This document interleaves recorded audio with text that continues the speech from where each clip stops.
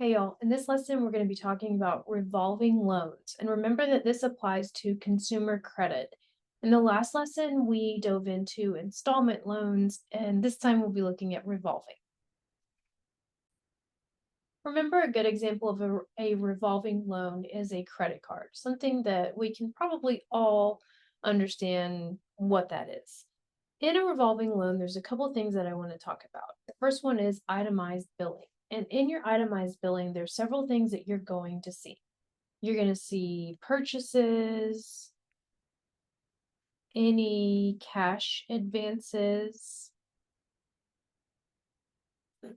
the total amount that you're spending, and a minimum payment.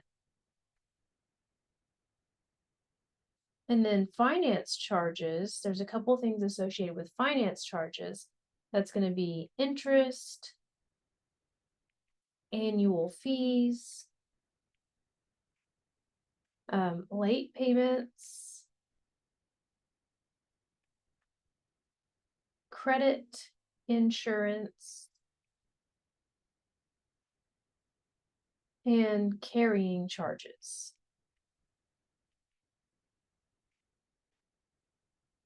And then an average daily balance method is basically it's a weighted mean based on how much you spend and the number of days that pass.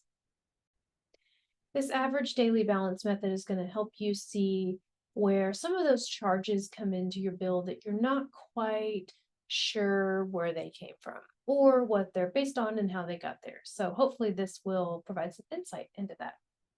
Let's go to the next page here. We have the activity on a user's credit card for one billing period is shown below.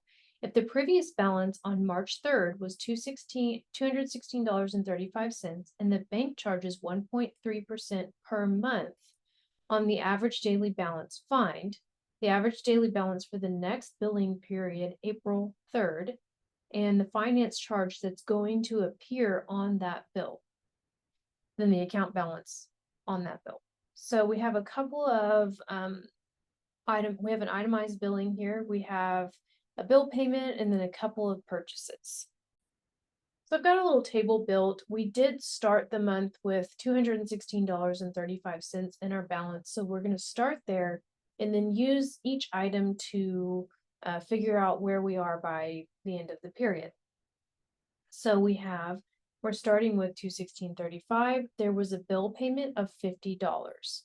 So we can knock off $50 from our bill. That brings us to $166.35.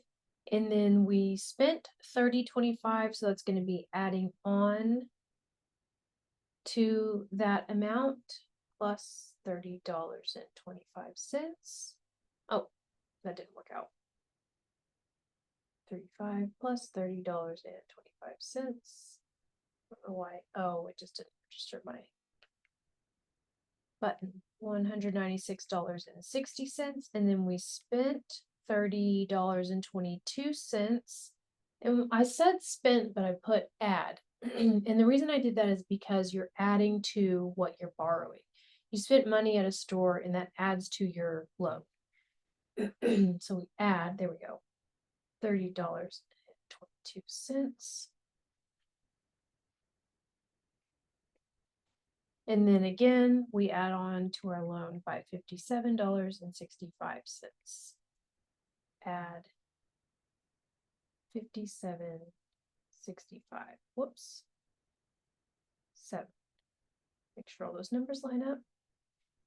Oh no. Sorry. I'm making a mess. 57.65. Try that again. There we go. That looks right. 284.47.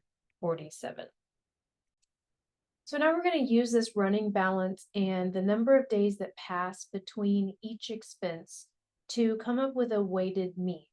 So over here in this table, we're going to take each running balance. I put in the first two, and then we're going to put in the next ones. 196.60, 226.82, 284.47, and then we're counting the number of days that passed. So from the 3rd to the 12th is 9 days to the next expense. And then 5 days to the next expense. And then 3 days. And then I think that's 12 days. And then April 1st to the end of the billing period would be 2 days. This is going to be a total of, when you add it up, 31 days. And then in the last column, we're going to be multiplying our running balance by the number of days that elapsed. So we're going to do all the multiplication for that whole column and then add it all up. Go ahead and pause the video, do it, fill it in, and come back and check your work. Okay, so you should have gotten $6,659.48. So again, this is a weighted mean. So we're going to take that weighted total, kind of. I don't know if that's what you would call it. That's what I'm going to go for. And divide it by the number of days. 6659.48 divided by 31 days is about $214.82 per day on average. So the customer will now pay a finance charge based on that average daily balance. And you might have seen in my calculator there, I checked it. I did take that average and multiply by 31. It is pretty close to what we got. So anyway, I was just checking it out, but you don't have to look at that. I have a little typo here. The customer will maybe pay, but we're talking about paying a finance charge based on the average daily balance of $214.82. Now, the finance charge that we saw at the beginning was a 1.3% charge. So we're going to be multiplying our average daily balance by that interest amount. 214.82 times 0.013. That was at the very beginning of the problem. And we get about $2.79 finance charge. So this charge carries over to the next billing period. So we're going to take that amount and add it to the last amount that we had in our bill. That was $284.47. So when you add those together, you get $287.26. So when you have your bill, you might see that on the next bill, it starts a little bit higher, and it's because of those charges that carry over based on your average daily balance. Credit cards and other revolving loans are expensive credit. You are building your credit when you use credit cards, as long as you're paying them off and not just building debt. So they can get expensive, especially if you're not very good at budgeting and you have a lot of interest that carries over from previous bills. A rate of 1.3% a month is typical and equivalent to an annual rate of 15.6% because you do 1.3 times 12 months. Since carrying a credit card is incredibly convenient, it is a smart practice to pay off your running balance, or sorry, I should say entire balance. Entire balance every month.